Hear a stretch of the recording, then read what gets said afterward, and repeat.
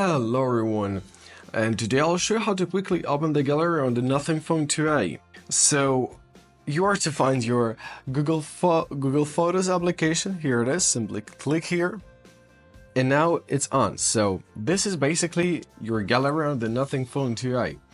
So if you want to find the photos from your camera, simply find your Photos tab, and here you've got all of the photos.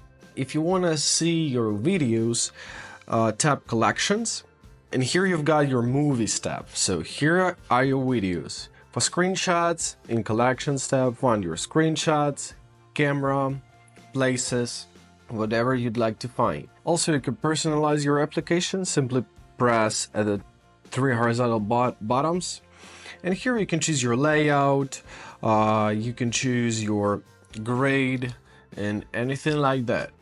So to exit, simply go back to your home screen, and that's it.